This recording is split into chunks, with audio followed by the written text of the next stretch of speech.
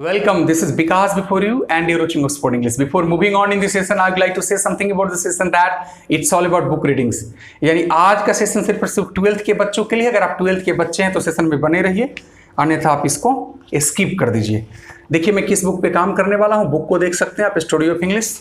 इसमें कई चैप्टर्स हैं, लेकिन मैं जिस चैप्टर्स पे काम कर रहा हूँ, जिस चैप्टर पे मैं काम कर रहा हूँ उसका नाम है ओल्ड इंग्लिश। पहले भी मैंने इसके कई वीडियो अपलोड किए हैं। अगर अब तक आपने उन वीडियोस को नहीं देखा है तो जाइए सबसे पहले उन वीडियोस को देखिए। आप नहीं भी देखिएगा तो आज का सेशन आपको अच्छे से समझ में आएगा। बुक लेकर के बैठिएगा तो बेहतर होगा। बुक अगर आपके पास है तो पेज नंबर 9 पे चले जाइए, वहीं पे जो टॉपिक है उसी को मैं डिस्कस कर रहा हूँ। बुक नहीं है तो भी कोई दिक्कत नहीं, हर पॉइंट जो है, हर लाइन आपको स्क्रीन पर डिस्प्ले मिलेगा, आप वहां से भी सीख सकते हैं। तो चलिए बिना इधर उधर की बात किए हुए हम स्टार्ट करते हैं बुक रीडिंग। तो समझिए, foreign influences on Old English. भाई इसका मतलब क्या होगा? इसका मतलब होगा ओल्ड इंग्लिश पर बाहरी प्रभाव। Foreign influences on Old English का मतलब हो गया ओल्ड इंग्लिश पर बाहरी प्रभाव। ओल्ड इंग्लिश का मतलब आप समझ रहे हैं, ओल्ड इंग्लिश। ऑन का मतलब होता है पर, इन्फ्लुएंसेस का मतलब होता है प्रभाव, और फॉरेन का मतलब होता है बाहरी। एक शब्द के कई मतलब होते हैं, सिचुएशन के आधार पर शब्दों की मीनिंग को लिया जाता है। तो foreign influences on Old English का मतलब क्या हो गया? ओल्ड इंग्लिश पर बाहरी प्रभाव। यहां तक आप समझ गए। एक सवाल आपके मन में आ रहा होगा, क्या ओल्ड इंग्लिश पर बाहरी प्रभाव था कोई? क्या बाहर वाले का कोई प्रभाव था? जी हाँ, प्रभाव था, तभी तो इस टॉपिक को पढ़ रहे हैं। जैसे जैसे हम लोग टॉपिक के अंदर जाएंगे सारी बातें अच्छे से समझ में आपको आएगी। तो आगे देखिए, the story of English is the story of repeated intrusions of foreign elements into the English vocabulary. सबसे पहले इस लाइन के मीनिंग को हम लोग समझ लेते हैं, तोड़ तोड़ करके पॉइंट बाय पॉइंट हम समझाने की कोशिश करेंगे। द स्टोरी ऑफ इंग्लिश, इसका मतलब वो अंग्रेजी की कहानी। Is the story of repeated intrusions, इसका मतलब हुआ कि अंग्रेजी की कहानी जो है वो बार बार होने वाली घुसपैठ की कहानी है। एक शब्द यहाँ पर है इंट्रूशंस। इंट्रूशन का मतलब होता है घुसपैठ, और रिपीटेड का मतलब होता है बार बार होने वाला। तो the story of English is the story of repeated intrusions, इसका मतलब हुआ कि अंग्रेजी की कहानी जो है वो क्या है? बार बार होने वाली घुसपैठ की कहानी है। भाई किस घुसपैठ की कहानी है? कहां से घुसपैठ हुआ, कब घुसपैठ हुआ, सारी बातें की चर्चा होंगी। Of foreign elements, foreign elements का मतलब होता है बाहरी तत्वों का, और into the English vocabulary, English vocabulary का मतलब, वोकैबुलरी का मतलब हो गया अंग्रेजी के शब्दकोश में। पूरे लाइन के मीनिंग को एक बार समझिए।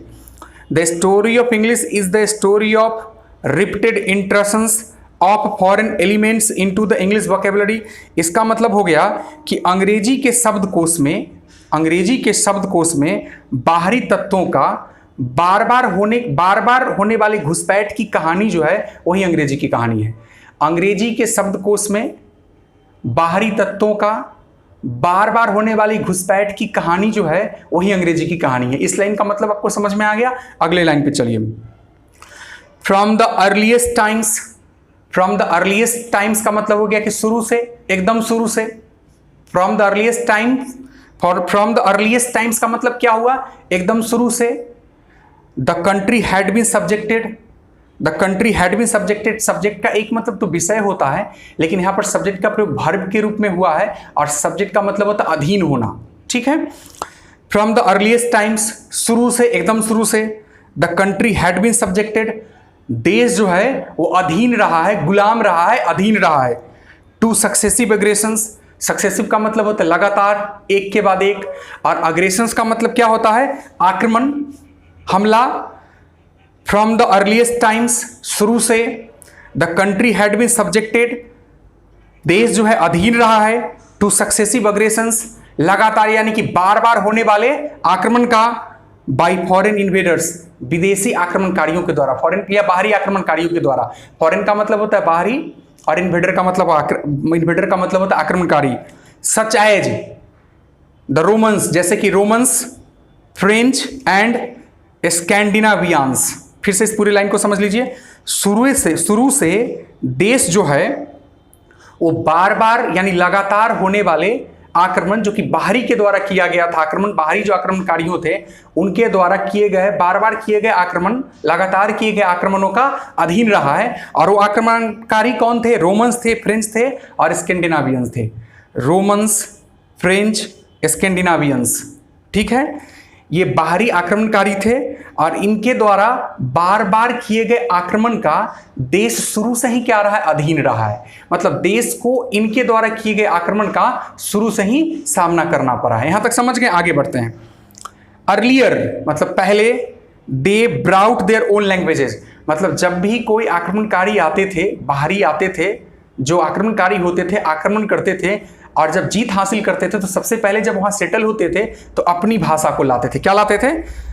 अपनी भाषा। Earlier they brought their own languages, पहले उन लोगों ने अपनी भाषाएं लाई। कौन? जो आक्रमणकारी हुआ करते थे। रोमन्स आए, उन्होंने अपनी भाषा लाए। फ्रेंच आए, अपनी भाषा लाए। स्कैंडिनेवियन आए, अपनी भाषा लाए। But later bestowed on English, लेकिन बाद में क्या करते थे कि अंग्रेजी पर ही उस भाषा को छोड़ देते थे। मतलब अंग्रेजी में ही मिश्रित कर देते थे। बेस्टो का मतलब होता है प्रदान करना, मतलब अंग्रेजी में ही प्रदान कर देते थे। क्या? On English a fair share of their vocabulary, अपने शब्दकोशों को। देखिए होता क्या था समझिए, जब जब बात अंग्रेजी की कहानी की होगी तो अंग्रेजी के वोकेबुलरी में, शब्दकोश में बाहरी तत्वों का बार बार होने वाले घुसपैठ की कहानी को ही अंग्रेजी की कहानी के रूप में जाना जाता है। शुरू से ही देश विदेशी आक्रमणकारी जैसे कि रोमन्स, फ्रेंच और स्कैंडिनेवियन थे, उनके लगातार आक्रमण के अधीन रहा है। मतलब बार बार वो आक्रमण करते रहे हैं। जब भी वो आया करते थे शुरू में तो सबसे पहले अपनी भाषाओं को लेकर के आते थे, लेकिन बाद में अंग्रेजी का जो शब्दकोश होता था उसी शब्दकोश में अपने शब्द को प्रदान कर देते थे। मतलब उनका अपना भाषा पीछे रह जाता था। एंग्लो सेक्सन जो ओल्ड इंग्लिश भाषा थी वो प्रमोट हो जाता था, लेकिन उनके शब्द जो थे इस भाषा में शामिल हो जाते थे। In the Old English period, the two major influences were Latin and Scandinavian. Old English के जमाने में जो दो महत्वपूर्ण पीरियड थे, क्या थे? दो महत्वपूर्ण पीरियड थे जिनका बड़ा प्रभाव पड़ा था, वो थे लैटिन और एक था स्कैंडिनेवियंस। देखिए हमारा टॉपिक क्या है समझिए, टॉपिक है हमारा foreign influences on Old English. इसका मतलब हो गया कि ओल्ड इंग्लिश पर बाहरी प्रभाव। हालांकि ओल्ड इंग्लिश पर बाहर वालों का बहुत प्रभाव पड़ा था, बाहरी लोगों ने बहुत प्रभावित इसको किया था, लेकिन सबसे ज्यादा दो प्रभाव पड़ा था हमारे ओल्ड इंग्लिश पर, बाहरी का, फॉरेन का, वो था लैटिन और एक था स्कैंडिनेवियन। मतलब सबसे ज्यादा अगर अंग्रेजी भाषा को किसी ने प्रभावित किया था तो किसने प्रभावित किया था? लैटिन। और दूसरे नंबर पर जो बाहरी प्रभाव पड़ा था ओल्ड इंग्लिश पर वो क्या था? स्कैंडिनेवियन। तो यहां तक आपको समझ में आ गया होगा। नहीं समझ में आया होगा तो एक बार फिर से मैं रिपीट करके आगे बढ़ता हूं। Foreign influences on Old English, Old English पर बाहरी प्रभाव। The story of English is the story of repeated intrusions of foreign elements into the English vocabulary. इसका मतलब हुआ कि अंग्रेजी के शब्दकोश में बाहरी तत्वों का बार बार होने वाली घुसपैठ की कहानी को ही अंग्रेजी की कहानी के रूप में जाना जाता है। शुरू से ही देश जो है रोमन्स, फ्रेंच और स्कैंडिनेवियंस जैसे आक्रमणकारियों के लगातार आक्रमण के अधीन रहा है। पहले वे अपनी भाषाओं को लेकर के आते थे और बाद में अपने भाषा, जो उनके भाषा हुआ करते थे, उनके शब्द को अंग्रेजी के शब्दकोश में प्रदान कर देते थे, मिक्स कर देते थे, घुसपैठ करा देते थे और अपनी भाषा उनकी पीछे रह जाती थी। ऐसा कि बाहर वाले की बात जब करेंगे, बाहरी प्रभाव की बात करेंगे तो ओल्ड इंग्लिश पर बाहर वालों का बहुत प्रभाव रहा है, लेकिन सबसे ज्यादा अगर दो को चुना जाए तो दो का सबसे ज्यादा अंग्रेजी भाषा पर प्रभाव रहा है, एक लैटिन और दूसरा स्कैंडिनेवियन। तो ये टॉपिक समाप्त हुआ। अगले टॉपिक की तरफ ले चलते हैं। अगले टॉपिक को समझने की कोशिश कीजिए आप। फिर अगला टॉपिक आपके सामने स्क्रीन पर है, Latin influence on Old English. इसका मतलब हुआ कि ओल्ड इंग्लिश पर लैटिन का प्रभाव। लैटिन के बारे में आप पहले भी सुन चुके हैं। लैटिन हर पढ़ने वाला बच्चा लैटिन, ग्रीक, ये सब भाषा के बारे में पहले से सुना रहता है। तो चलिए एक बार यहाँ पर भी हम फिर से पढ़ करके देखते हैं क्या कह रहा है। Perhaps no single language has influenced English as much as Latin। इस लाइन का मतलब क्या हुआ आपको समझ में आ गया होगा, बड़ा सिंपल है। Perhaps का मतलब होता है शायद, no single language has influenced English as much as Latin। इसका मतलब हुआ कि शायद कोई दूसरा अकेला भाषा, सिंगल लैंग्वेज का मतलब क्या होता है? अकेला भाषा। Has influenced English as much as Latin, इसका मतलब हुआ कि शायद कोई दूसरा अकेला भाषा लैटिन के जितना अंग्रेजी को प्रभावित नहीं किया है। मतलब जितना लैटिन भाषा का अंग्रेजी भाषा पर प्रभाव रहा है उतना किसी भी दूसरे भाषा का, अकेले भाषा का अंग्रेजी पर प्रभाव नहीं रहा है। आगे देखिए, words in Latin existed in England before the coming of Anglo section. भाई लैटिन भाषा के जो शब्द थे वो तो इंग्लैंड में तब से हैं जब एंग्लो सेक्सन नहीं आए थे। मतलब लैटिन भाषा के शब्द इंग्लैंड में एंग्लो सेक्सन के आने के पहले से हैं। इन एंशिएंट टाइम्स, प्राचीन काल में, Latin had the status of a world language, Latin भाषा को वर्ल्ड भाषा का स्टेटस मिला हुआ था। जैसे आज वर्ल्ड लैंग्वेज कौन है? आज अगर हम किसी भाषा की बात करेंगे और हम चर्चा करते हैं कि वर्ल्ड लैंग्वेज, तो वर्ल्ड लैंग्वेज हम किसको कहते हैं? इंग्लिश को कहते हैं। लेकिन जब इंग्लिश की बात नहीं थी, जब एंग्लो सेक्सन भाषा नहीं थी, जब ओल्ड इंग्लिश भाषा नहीं थी, उससे पहले वर्ल्ड लैंग्वेज अगर किसी भाषा को कहा जाता था तो किसको कहा जाता था? लैटिन को। फिर से देखिए, इन एंशिएंट टाइम्स यानी प्राचीन काल में, Latin had the status of a world language, Latin भाषा को वर्ल्ड लैंग्वेज का स्टेटस मिला हुआ था। The languages of some European countries which had come under Roman rule had become Romanised.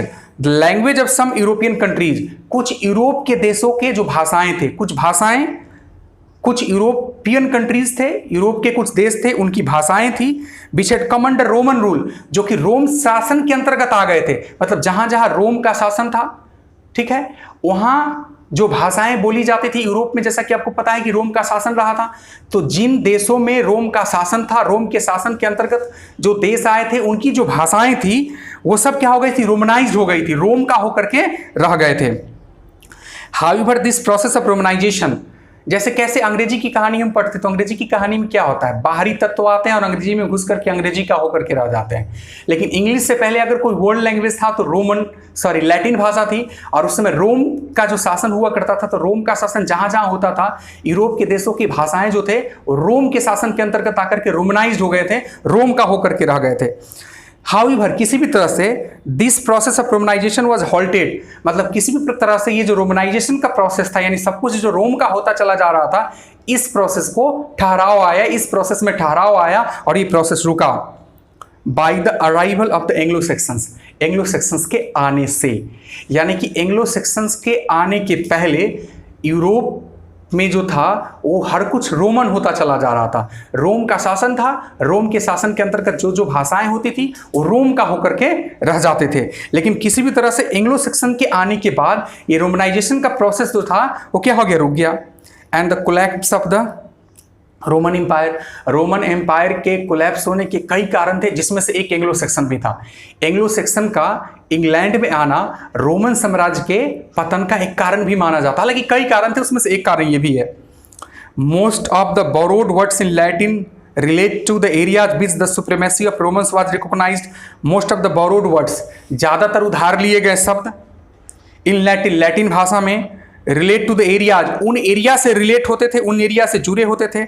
In which the supremacy of Roman was recognised, जिस क्षेत्र में Roman का आधिपत्य होता था, मतलब जिस क्षेत्र में रोमन का आधिपत्य होता था, ज्यादातर जो लैटिन भाषा के शब्द थे, जो वर्ड थे, जो लैटिन में लिए गए थे, वो सब उन्हीं क्षेत्र से आए थे। फिर से एक बार देख लीजिए, most of the borrowed words in Latin, Latin भाषा में उधार लिए गए ज्यादातर शब्द, रिलेट टू द एरियाज, उन क्षेत्र से जुड़े हुए थे।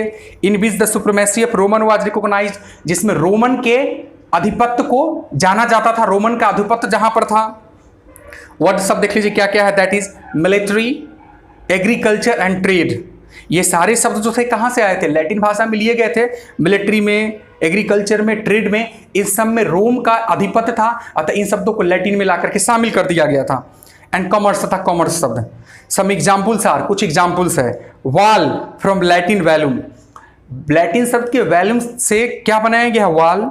उसी प्रकार से लैटिन के टेकुला से बनाया गया टाइल, माइल बनाया गया लैटिन के माइलिया पैसन से, एंड मेरी डेरिवेटिव्स, और ऐसे ही संगत बहुत सारे शब्द इसी से मिलते जुलते बहुत सारे शब्दों को बनाया गया। जिस प्रकार इन शब्दों को देख रहे हैं आपने, लिया गया, बनाया क्या गया? लिया गया है। आगे देखिए, अबाउट AD 600, 600 ईस्वी के आसपास, क्रिश्चियनिटी का मतलब आप समझ रहे, क्रिश्चियन धर्म, began to spread in England, England में फैलना शुरू कर दिया। Together with the rise of literacy, और उसके साथ साथ शिक्षा का स्तर जो था वो भी बढ़ रहा था। अबाउट AD 600, 600 ईस्वी के आसपास, क्रिश्चियनिटी, क्रिश्चियन धर्म, बिगैन टू स्प्रेड, फैलना शुरू कर दिया इन इंग्लैंड, इंग्लैंड में, together with the rise of literacy, और उसके साथ साथ शिक्षा जो था वो भी वहां पर फैलना शुरू कर दिया। द क्रिश्चियन मशीनरीज, मतलब क्रिश्चियन संस्थाएं, ट्रांसलेटेड, ने ट्रांसलेट किया, अनुवाद किया ए large number of Latin text, बहुत सारे लैटिन पाठ्य को, एंड मेड वर्ड ग्लॉसेज, और फिर वर्ड के ग्लॉसेज को, यानी कि एक शब्दकोश को, ग्लॉस का मतलब होता है व्याख्या, वर्ड के शब्दकोशों को उन लोगों ने तैयार किया, वर्ड के नोट को तैयार किया। फिर से देख लीजिए, अबाउट AD 600, 600 ईस्वी AD के आसपास क्रिश्चियनिटी बिगैन, क्रिश्चियन फैलना शुरू किया, बिगैन टू स्प्रेड, फैलना शुरू किया इन इंग्लैंड, इंग्लैंड में, together with the rise of literacy, और उसके साथ साथ ही लिटरेसी यानी कि साक्षरता भी बढ़ा। द क्रिश्चियन मिशनरीज, क्रिश्चियन संस्थाएं, translated a large number of Latin text, बड़े संख्या में लैटिन की जो पाठ्य पुस्तकें थे उसको ट्रांसलेट किया, एंड मेड वर्ड ग्लॉसेज, और शब्दों के नोट को उन्होंने तैयार किया। Many of the following words in existence today, जिसमें से आज भी बहुत सारे शब्द हैं जो अस्तित्व में हैं, आर बोरोड फ्रॉम, जिसको लैटिन भाषा से उधार लिया गया है, and are related to religion, तो धर्म से रिलेटेड है। देख लीजिए शब्दों को। हेवन, हेवन का मतलब मेरे ख्याल से आप अच्छे से जानते हैं, स्वर्ग होता है, हेल समझ रहे हैं, गॉड का मतलब भी आप समझ रहे हैं, गॉस्पेल का मतलब होता है सिद्धांत, ईस्टर का मतलब होता है ईसा मसीह के पुनरुत्थान जो हुआ था, पुनरुत्थान का दिन जो था उसको ईस्टर के रूप में जाना जाता है, ईसा मसीह से संबंधित वर्ड है।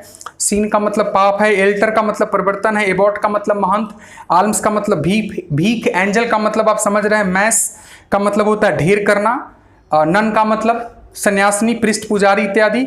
Other words relating to learning, science, medicine are, बहुत सारे शब्द जो सीखने योग्य है, सीखने वाला शब्द था, जो साइंस से था, मेडिकल सेक्टर से था, हिस्ट्री से था, वो शब्द हैं history, grammatical, master, paper, school, words, metre, anchor, cucumber, lily, candle, plant, tiger इत्यादि। तो एक बार फिर मैं इसको बताता हूं, तो फिर से देखिएगा। Latin influences on Old English, इसका मतलब हुआ कि ओल्ड इंग्लिश पर लैटिन का प्रभाव। तो समझिए, perhaps no single language has influenced English as much as Latin, शायद कोई दूसरा भाषा जितना कि लैटिन ने अंग्रेजी भाषा को प्रभावित किया है, शायद कोई दूसरा भाषा ने अंग्रेजी भाषा को उतना प्रभावित नहीं किया है जितना कि लैटिन ने प्रभावित किया है। Words in Latin existed in England before the coming of the Anglo sections, England में एंग्लो सेक्शन के आने के पहले से लैटिन भाषा के शब्द हैं। इन एंशिएंट टाइम्स, प्राचीन काल में, Latin had the status of a world language, Latin भाषा को वर्ल्ड लैंग्वेज का स्टेटस मिला हुआ था। The languages of some European countries which had come under Roman rule, Europe के देशों के भाषाएं जो थे, कुछ यूरोप के देश जो थे उनकी जो भाषाएं थे जो रोम शासन के अंतर्गत आए थे, सब रोम के होकर के रह गए थे, रोमनाइज्ड हो गए थे।